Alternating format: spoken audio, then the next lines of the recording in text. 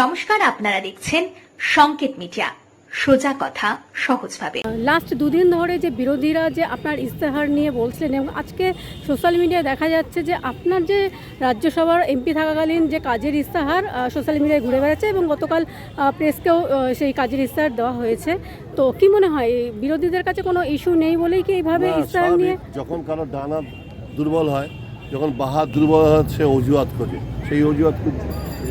এবং ট্রাইব্যুনালে আজকে সুপ্রিম কোর্টের একটা রায় বেরিয়েছে, বলেছে যে ডিনাইড টু অ্যালাউ, বলছে আর অ্যালাউ করা যাবে না, যেটুকু হয়েছে যেটুকু নাম উঠেছে সেটুকুই দিতে হবে। আপকামিং ইলেকশনে আমার মনে হয় এটা আমি অন্তত আইনের ছাত্র হয়ে আমার এটা ঠিক মনোপুত হলো না যে তাই যদি মনে করতো যে সামনের ইতে দেবে, তাহলে এসআরটা পরে করলেই পারতো, নির্বাচনের সামনে করলো। এটা তো মানুষের মধ্যে আতঙ্ক তৈরি করার জন্য যে রায়টা দিল যে আপকামিং ইলেকশনে থাকবো কি থাকবো না তো পরের কথা, কিন্তু আমার ভোটটার অধিকার তো হরণ হলো। ফিলিপ স্কোয়ারে গেছিলাম, একজন মহিলা বলে আমি গভর্নমেন্টের চাকরি করি, আমার নামটা কাটা গেছে কেন? এটা কি? এটা কোনো কারণ ছিল নাকি? তাহলে আমার ভোটাধিকার হরণ করলো, আমার গণতান্ত্রিক অধিকার কে এনে তারপর আমি সামনের বছর বেঁচে থাকবো কি আপকামিং ইলেকশন আমি ভোট দিয়ে কী লাভ? আমি এই ইলেকশনে দিতে পারলাম না। ক্ষেত্রে দাদা, তাহলে মানে আপনাদের কি এর দলীয় তরফ থেকে কি এরপরও কোনো আন্দোলন চলবে? আমাদের আন্দোলন তো চলবে, এই নির্বাচন শেষ হলেই চলবে না। আমরা বাংলাকে কোনো বহিরাগতকে আসতে দেবো না, বসে কথা। বাংলার সম্যক ধারণা থাকবে, যাদের বাংলা ভাষার মর্যাদা দিতে পারবে, বাংলা মায়ের সম্মান দিতে পারবে, তাদের আমরা চিন্তা করব। অসংখ্য ধন্যবাদ। অতিরিক্ত সহযোগিতা এই অঞ্চলে মা ভাই ও বোনেরা, কেন্দ্রের মসনদে একটা বিজেপি সরকার আছে, বাংলায় তৃণমূল কংগ্রেসের সরকার আছে। মালাদি সমস্ত বিস্তারিতভাবে বাংলার কথা বললেন। মমতা ব্যানার্জি বাংলার মানুষকে কি দিয়েছেন, বাংলার কি অবস্থা, সব খুলে বললেন। আমি খালি বলি, বিজেপি আসার পর আমাদের ভারতবর্ষে কোনো উন্নয়ন হয়নি। 2 কোটি চাকরি হয়েছে, 15 লক্ষ টাকা কারো অ্যাকাউন্টে গেছে, নোটবন্দির করে কোনো সন্ত্রাসবাদ নির্মূল হয়েছে, উল্টে 127 জন মারা গেছে। আমি বলবো, বিজেপি আসার পর আমি একটা আতঙ্কে ভুগছি। অনেক ভণ্ড সাধুর আগমন হয়েছে, এত ভণ্ড সাধু ঘুরে বেড়াচ্ছে, বুঝতে পারছি না কোনজন আসল সাধু। সাধুদের প্রতি আমার শ্রদ্ধা আছে, আমার আবেগ আছে, কিন্তু ঘটনা হয়েছে কোথায় বলে জানেন তো? একজন বড় সাধু যাকে বিজেপি প্রজেক্ট করতে চাইছে, সে নিজের বাবাকে অস্বীকার করছে। এখানে রত্নাদি আছে, আমরা যখন সভা করছিলাম তখন শিশির অধিকারী আমাদের রত্নাদির সমর্থনে এসেছিলেন, আমারও পরিচিত, রত্নাদিরও পরিচিত। সেই শিশির অধিকারীকে বাবা বলে পরিচয় দিতে অস্বীকার করেছে, বলছে আমি মোদির বাচ্চা। তা যে বলছে বাবাকে অস্বীকার করে, সে বাংলার মানুষকে কি স্বীকার করবে বলুন তো? আর সবথেকে 2021-এর আগে আমি দেখেছিলাম বিজেপির 2 ভাই, ইডি আর সিবিআই। এবার 2026-এর আগে আরো 2 ভাই যুক্ত হয়েছে, একটা হচ্ছে ইনকাম ট্যাক্স, একটা হচ্ছে ECI, election commissioner of India. তাই 4 ভাই নিয়ে এখন চলছে, আর এদের কোনো কার্যক্ষমতা নেই, এদের কোনো কার্যকারিতা নেই। মালাদি এখানে রত্নাদি আমাদের স্থানীয় যে উন্নয়নের ভিত্তিতে ইভেন আমার রাজ্যসভায় সাংসদের তহবিল থেকে কি কাজ হয়েছে সব বলেছেন, নতুন করে বলতে চাই না। মাথার ওপর যেমন লোকসভার সাংসদ মালাদি আছেন, পৌরসভায় রত্নাদি আছেন, আমি বিধানসভায় জয়যুক্ত করলে আমি বাড়তি সংযোজন হয়ে এই এলাকার এই বিধানসভার উন্নয়নের গতি বৃদ্ধি করব, এই হচ্ছে মূল কথা। কিন্তু আমাকে অনেকেই জিজ্ঞাসা করছিলেন যে আপনি কি প্রতিশ্রুতি দিন, বলে আমি কোনো প্রতিশ্রুতি দেই না। কারণ বিজেপি নামক যে দলটা, আমি বিজেপি বলি না, ভারত জ্বালানো পার্টি বলি, যারা ভারতবর্ষে বাঙালি অবাঙালি, হিন্দু মুসলমান, শিখ খ্রিস্টান, জাতি জনজাতি, আদিবাসী তপশিলির সঙ্গে ভেদাভেদ তৈরি করার চেষ্টা করছে, আর কিচ্ছু করেনি, ভারতবর্ষকে টুকরো করার চেষ্টা করছে। সেই ভারত জ্বালানো পার্টিকে আপনারা ভোট দেবেন? আজকে আমরা কোনো রাগ ঢাক রাখিনি, এখানে মালাদি পরিষ্কার বলেন, রত্নাদি এখানে পরিষ্কার উন্নয়নের কথা বলেন। ওরা বলুন তো যে বিজেপি ক্ষমতা আসার পর বাংলার জন্য কি করেছেন? খালি বাংলার মায়ের অসম্মান করেছেন, বাংলা ভাষার অমর্যাদা করেছেন।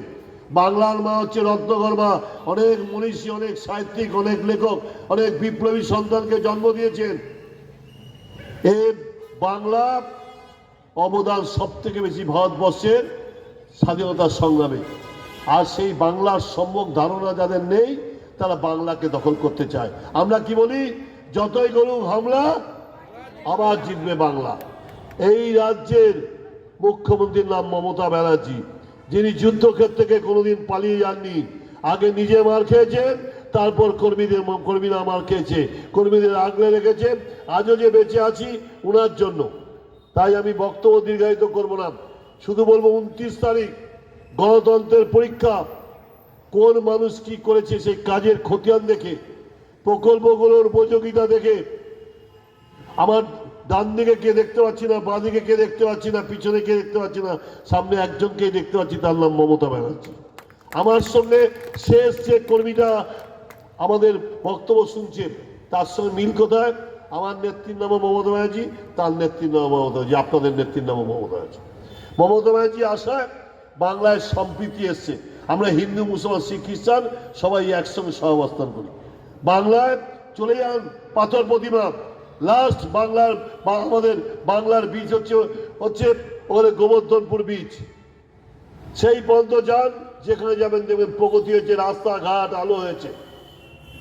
আর এই যে মহিলাদের লক্ষ্মীর ভান্ডার, কন্যাশ্রীর উপস্থিত করে ক্ষমতায়ন দিয়েছে, একটা বাংলায় সমতা এসছে।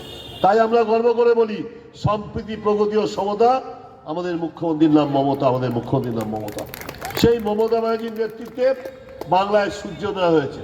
সেই সূর্যোদয়কে অব্যাহত রাখতে হলে আমাদের সবাইকে এগিয়ে আসতে হবে।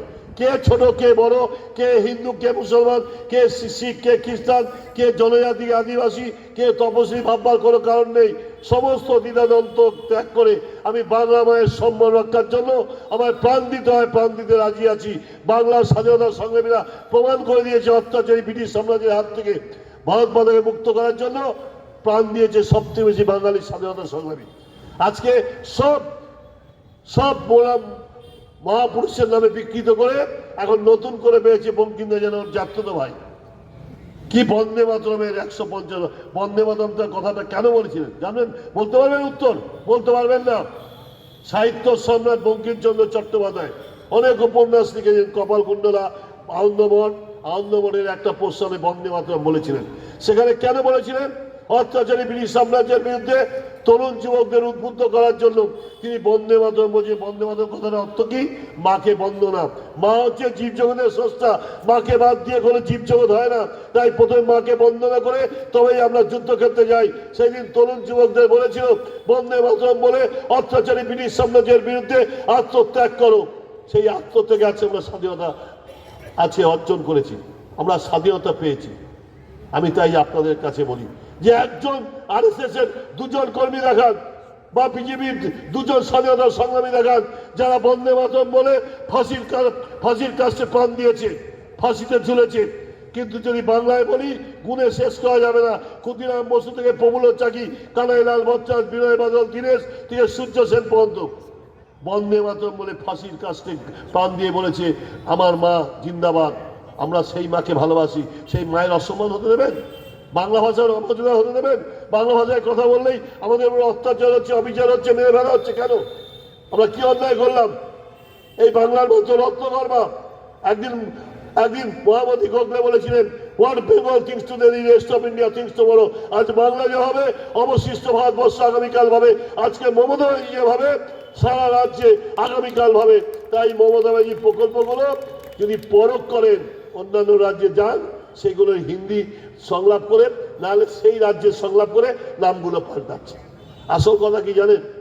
যে সারা বছর পড়ে না সে নকল করে পাস করতে চায়, আর যে সারা বছর পরে সে ফার্স্ট হতে চায়। তাই আমাকে অনেকে বলছিল যে আপনার প্রতিদ্বন্দ্বীদের বিরুদ্ধে কিছু বলা যাবে, আমার কিচ্ছু বলার নেই, আমার বলার রুচিতে বাদে। ওরা বলতে পারে, কিন্তু বলছে কে আপনার দ্বিতীয় কে হবে? বলেন দ্বিতীয়, তৃতীয়, চতুর্থর জন্য ওরা লড়াই করবে, আমরা প্রথম স্থানের জন্য লড়াই করব। তাই মমতা ব্যানার্জির দিকে চিন্তা করে, মমতা ব্যানার্জি একটা সংগ্রামের নাম, মমতা ব্যানার্জি একটা আন্দোলনের নাম, মমতা ব্যানার্জি একটা আত্মপ্রত্যয়ের নাম, মমতা ব্যানার্জি একটা আত্মত্যাগের নাম, মমতা ব্যানার্জি একটা সততার নাম, মমতা ব্যানার্জি একটা সম্প্রীতির নাম, মমতা ব্যানার্জি একটা সহনশীলতার নাম, মমতা ব্যানার্জি একটা প্রগতির নাম। সেই মমতা ব্যানার্জিকে কোনোদিন মাথা নত করা যাবে না, যাবে না, যাবে না। বাংলার মানুষ কখনো মাথা নত করবে না। তাই যতই বঞ্চনা করুন, লাঞ্ছনা করুন, অবহেলা করুন, বাংলাকে দমিয়ে রাখতে পারেনি অত্যাচারী ব্রিটিশ। আপনি তো কোন ছাপ? আজকে 90 লক্ষ মানুষের প্রাণ নিয়ে খেলছেন, জীবন নিয়ে খেলছেন। মালাদি বলে গেল হয়তো ভবিষ্যতে সে ব্যাংকের কার্ড করতে পারবে না, আধার কার্ড করতে পারবে না। কেন? কি অন্যায় করেছে? বাংলায় জন্মগ্রহণ করেছে বলে। আমি আপনাদের কাছে বলি, আপনারা হিন্দু রাজ্য করবেন, হিন্দু রাজ্য করতে গিয়ে হিন্দুকে তাড়িয়ে দিয়ে হিন্দু রাজ্য করবেন, ধ্বংসস্তূপের উপর মৃত্যুস্তূপের উপর দাঁড়িয়ে আপনি হিন্দু রাজ্য করবেন। আপনার আমাদের যতক্ষণ বাংলার মানুষের ক্ষমতা থাকবে, প্রাণ থাকবে, আপনি এখানে বাংলায় কোনো হিন্দু রাজ্য গঠন করতে পারবে না। এখানে সর্বসাধারণের রাজ্য হবে, সর্বধর্ম সমন্বয় হবে। আমরা সেই বাংলার সংস্কৃতি কৃষ্টি মেনে চলি। আজকে সেই বাংলাকে কিনবার চেষ্টা করছে। এ বাংলাকে কেনা যাবে না, এ বাংলার মাথা কেনা যাবে না। এ বাংলার অবদান সব থেকে বেশি। সেই বাংলায় আমরা আমাদের মর্যাদা রক্ষার জন্য, মায়ের সম্মান রক্ষার জন্য আমরা যে কোনো লড়াইয়ে প্রস্তুত আছি। মমতা ব্যানার্জি কোনদিন যুদ্ধক্ষেত্র থেকে পালিয়ে যায়নি। কর্মীরা আগে নিজে মার খেয়েছে, তারপর কর্মীদের উপর হয়তো অত্যাচার এসছে। কিন্তু আজকে বলি, মমতা ব্যানার্জি বাংলার পাহারাদার। যতদিন বাংলায় উনি আছেন, বাংলার মানুষের কোনো অসুবিধা হতে দেবেন না। তাই আমাকে অনেকে যখন জিজ্ঞাসা করে যে আপনার প্রতিশ্রুতি কি, আমি বলি আমার কোনো প্রতিশ্রুতি নেই। মানুষ যখন বিপদে পড়বে, সমস্যায় পড়বে, তখন এই সতীর্থ, সহযোদ্ধা, সহকর্মী, শুভাকাঙ্ক্ষী নিয়ে, পৌর প্রতিনিধি, সাংসদদের নিয়ে আমি তাদের পাশে দাঁড়াবো। এটাই আমার শপথ, এটাই আমার অঙ্গীকার। মানুষের পাশে থেকে কাজ করব। প্রতিশ্রুতি দেবো আর সব মিথ্যার মেসেজে পরিণত হবে।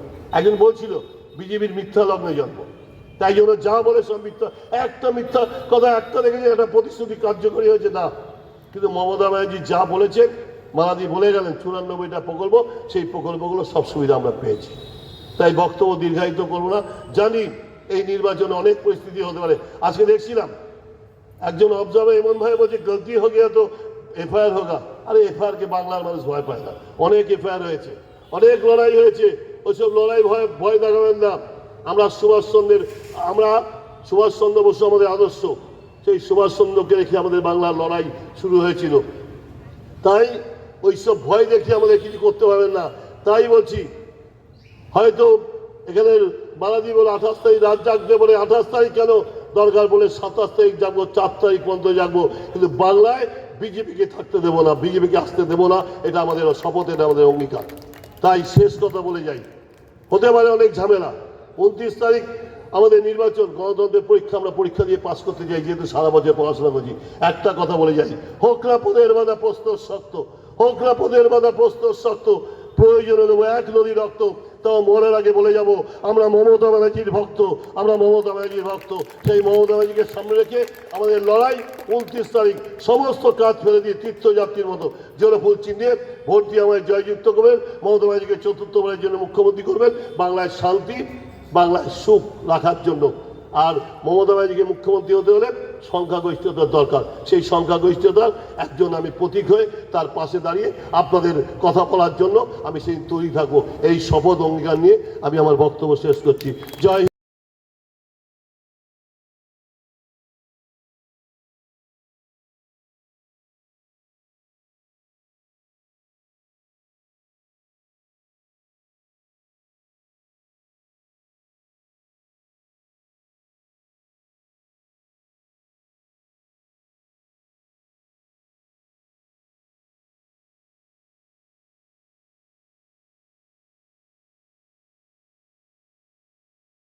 Subscribe our channel. Press the bell icon.